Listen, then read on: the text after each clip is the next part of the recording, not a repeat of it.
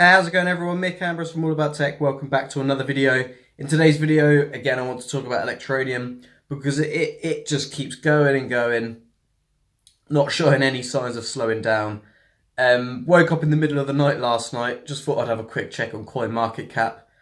And ETN was at over 400 Satoshis. It ticked up just above 400 Satoshis. It reached 409. It's corrected since then. We're roughly sitting at around 345 Satoshis at the moment. Healthy correction there. People taking profits, etc. But it's been absolutely mad. The trading volume for ETN over the last 24 hours is $11 million. That's more than most cryptocurrencies in the top 100. There's not that many that have more trading volume than that. Apart from when you, as soon as you get to like your Bitcoin Cash and that, the trade volume goes really like through the roof. But yeah, sitting at rank 42 still. Verge is just ahead of us. I think they've got roughly 30 million more market cap than us. And as you can see on CoinMarketCap, where we are now rank wise, the market cap, the amount of gap between market cap between each rank now, it just widens and widens and widens. So it's going to be a little bit harder to gain through those ranks. But I have complete faith that Electroneum, I definitely believe it is at least a $1 billion market cap value right now as it stands. I still think it is hugely undervalued. Whether it's going to continue to go up in the short term to that, or if it's going to take some more news released by Electroneum to go up that bit more, I guess we've got to wait and see. But yeah, that's the first thing I wanted to talk about today. Obviously, everything's going really well. Obviously, they found that bug, or Monero found a bug in their, I think it's either their wallet system, or something like that. And then obviously all the Kryptonite algorithm coins went into maintenance. And then obviously Electroneum was the first to come out of maintenance on Cryptopia and some others. And the online wallets for both the app and online are currently in maintenance, and they've been in maintenance for the last few days. And a lot of people are getting worried about it when ETN have stated that they're working on it. And basically, I'll link down in the description, and on Andre Patter, one of the developers for Electroneum, he's put a Reddit post with exactly what's going on, and that the wallet maintenance is in line with what they had to do for the exchanges as well. They're in the process of upgrading loads of servers for all of the wallets, and they wanted to get the exchanges sorted first. Obviously, they're a third party, so obviously they need to communicate with the exchanges, and then the exchanges go off their own back and sort the bug out, and they work collaboratively to do that. With Electroneum, as soon as they're sorted, they can then focus all their attention on their wallet upgrades.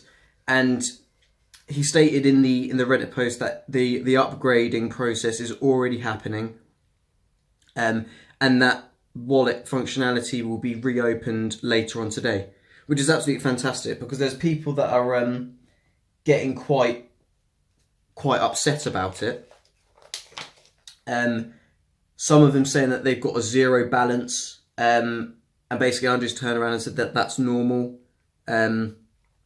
For this small bug, basically they're rescanning all of the wallets on the blockchain, and then once they're rescanned and updated, it will give the true balance. And that's the beauty of blockchain. Cryptocurrency just doesn't go missing. It doesn't go missing, which is one of the reasons why it's going to be such a disruptive technology, because you don't just lose information like that. So yeah, they focused on the exchanges first. get that out of the way with, because obviously exchanges have to make money, they need their trading volume, and if people can't really trade, then they're not making money, and then it's all about keeping that positive relationship between the asset and the exchanges. So I completely understand why they sorted the exchanges first, and now obviously their wallets are being sorted. The next thing I want to talk about is these partnership rumours. Now and it's a particular partnership rumour that I've been seeing. I've seen a couple Facebook posts about it.